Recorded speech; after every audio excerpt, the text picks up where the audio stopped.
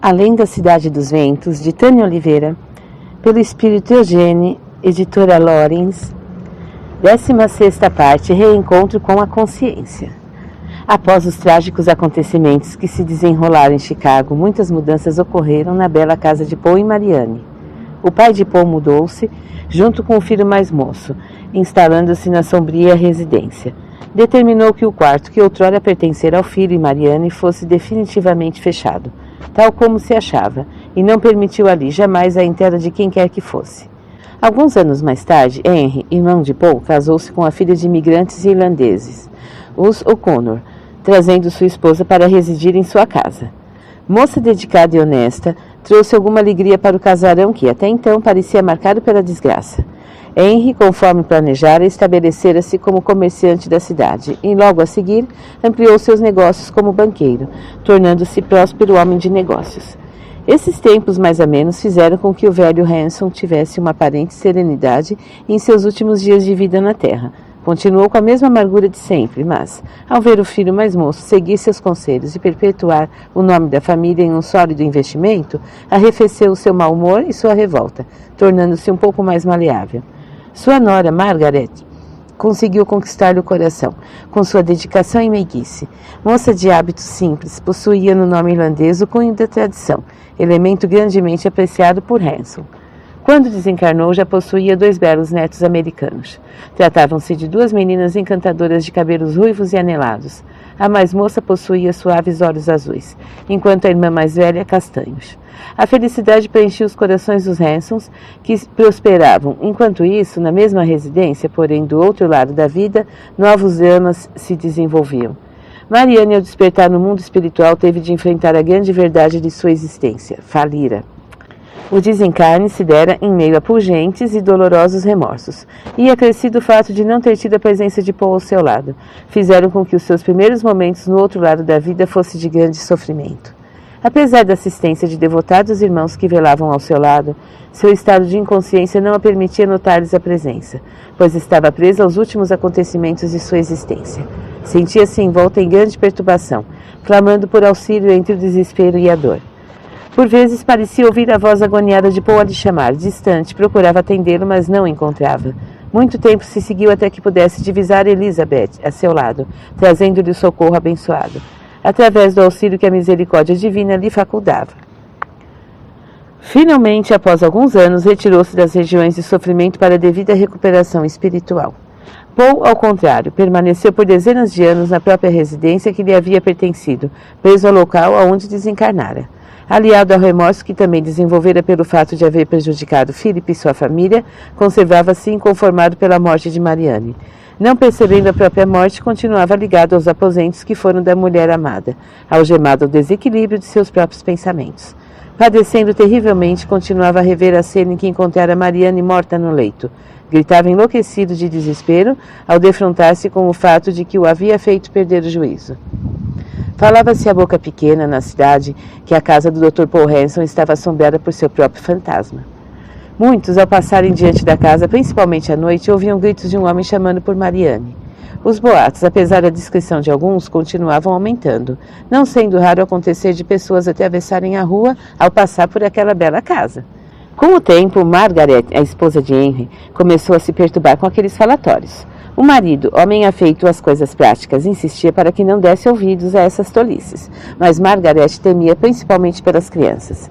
Estava nessa época esperando o 3º filho e sentia-se nervosa, angustiada. Mal podia olhar para a porta do quarto, no andar superior, ao descer de seus aposentos que eram quase contíguos. Os meninos estavam proibidos de fazer qualquer pergunta sobre o assunto. Tudo isso tornava os aposentos de Paul e Marianne mais misteriosos, envolvendo-os numa atmosfera de romance e morte. Os empregados andavam à solapa, evitando agitações desnecessárias para não prejudicar os nervos já abalados de Margaret. Contavam e inventavam histórias para o pessoal da cidade, o que só piorava a situação. Quando aproximou-se a hora do parto, Margaret implorou a Henry que permitisse ganhar o filho junto a seus pais, que poderiam acomodá-los sem maiores problemas. Henry, então, avaliando a situação e lembrando-se das tragédias já ocorridas em sua família, resolveu atender a mulher. Transferiram-se para a casa de O'Connor, que os recebeu radiante. Lembrava-se do dia da morte de Marianne, quando Paul tinha vindo atender seu filho, irmão de Margaret, e, apesar do quadro difícil do menino, dera-lhe esperança e o incitara a confiar em Deus. O Sr. John salvara-se, mas a esposa do doutor... George O'Connor Hanson nasceu em um dia de inverno, coberto de atenções por parte de seus avós maternos, com várias tias ali acolherem nos braços e a mimarem o filho varão da família.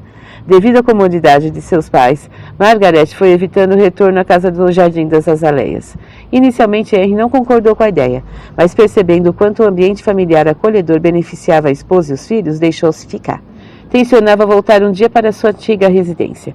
Contudo, também sentia um certo mal-estar ao pensar no aposento que pertencera ao irmão e à cunhada. A vida continuou, como de costume, seguindo seu curso normal. O tempo trouxe o esquecimento e a cura de algumas feridas. Nossos amigos no mundo espiritual precisavam retornar à arena terrestre, dessa vez mais endividados e necessitando resgates inadiáveis. Entretanto, uma nova luz apareceria em seus caminhos. A doutrina espírita viria esclarecer e orientar essas almas necessitadas. Voltariam à terra física, separados pela distância e pelo tempo. Porém, apesar disso, teriam novos ideais em seus corações. Paul retornaria 50 anos depois, na mesma casa do Jardim das Azaleias, como filho de George, que, ao casar-se, ignorando todos os avisos, resolveu mudar-se para a velha casa de seus tios. Marianne demoraria mais alguns anos para o retorno. Renasceria no Brasil, país promissor e pleno de oportunidades e esperanças novas aos espíritos que falharam em suas incursões por outras terras. Sabendo que Philip e Rebecca já se encontravam ligados à terra, Marianne se sentiu irresistivelmente atraída pelas plagas brasileiras, embora soubesse que iria se afastar temporariamente de Paul. Nosso Paul trazia necessidades prementes de reencarnar novamente, pois precisava libertar-se de fluidos de natureza inferior, oriundos de sua consciência culpada.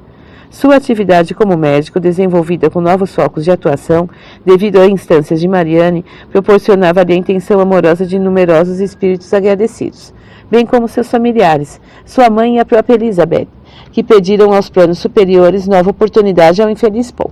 Algum tempo antes de seu retorno, Paul e Marianne conquistaram, através da misericórdia divina, a oportunidade de se encontrarem no espaço, a fim de estabelecerem novos rumos para o futuro. Em belo sítio, localizado na colônia espiritual onde habitavam, em aprazível recanto, Paul aguardava junto a um banco, com lindos adornos constituído em matéria ainda desconhecida para os encarnados. Frondosas árvores circundavam o local situado às margens de um lago, que era o próprio retrato da serenidade, onde adoráveis pássaros voejavam trazendo mensagens de paz com seus doces trinados. Aos poucos, a figura delicada de Marianne foi surgindo ao longe, e Paul, levantando-se, dirigiu-se ao amor de sua vida. A emoção tomava conta daqueles corações que, ao se encontrarem, não puderam evitar as lágrimas que rolavam por aqueles rostos iluminados de felicidade. Paul segurou as mãos de Marianne e, inebriado de felicidade, falou: "Minha adorada está novamente junto a mim, ainda mais bela que antes." Marianne, que apesar dos graves erros cometidos, já possuía algumas conquistas espirituais, sorriu tristemente. O sofrimento que passara ainda em vida e que se seguiu após o desencarne tecera em sua alma fibras resistentes em que lhe valeriam outras futuras tentações. Ao mesmo tempo, seu semblante adquirira uma beleza diferente, fruto das experiências vividas. Parecia que seu olhar olhava mais profundo com um brilho diferente. Olhou com grande carinho para Paul, dizendo: "Querido, temos pouco tempo, você precisa saber que nossa separação será longa e, provavelmente, quando Deus permitir nossa aproximação, não poderemos nos unir, pois nossas vidas terão tomado rumos diferentes." Paul baixou o olhar e respondeu: "Sim, já me falaram sobre isso.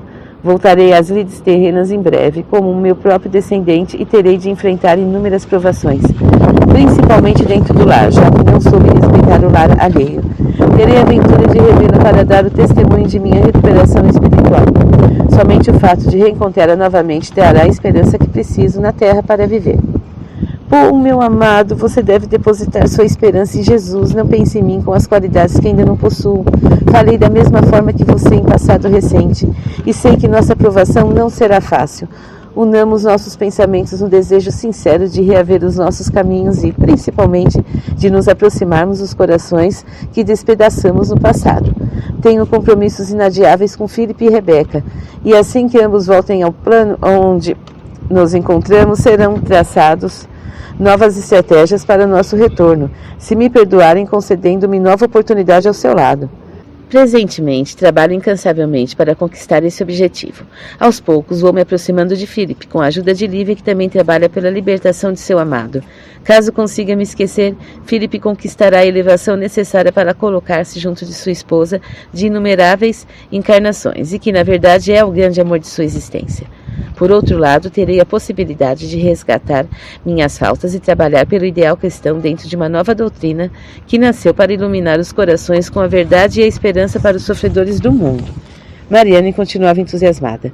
Espiritismo é seu nome e foi codificada na França. Você tomará conhecimento em sua nova existência desses ensinamentos abençoados. Se a bondade de Deus permitir, um dia receberá na terra os ensinamentos que nos libertam de nossas imperfeições, através do Evangelho de Jesus e do serviço ao semelhante.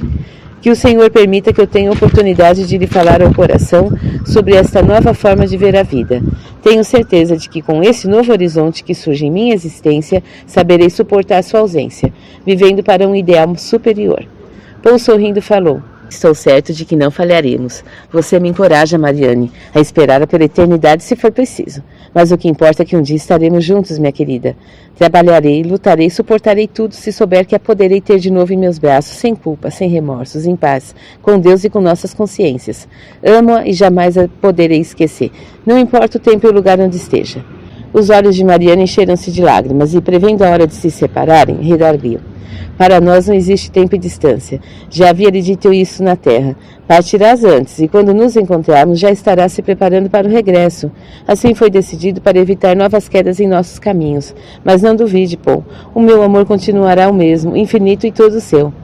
O tempo havia acabado. Precisavam despedir-se por um longo tempo. Mariane, quando encarnada devido à sua grande sensibilidade, guardaria em sua memória espiritual as cenas de sua morte como já vimos no início dessa história, assim como algumas lembranças fragmentadas de Paul. Naquele momento fazia-se necessária a separação, para que ambos pudessem alcançar o reequilíbrio de suas vidas a fim de retornarem sua marcha evolutiva.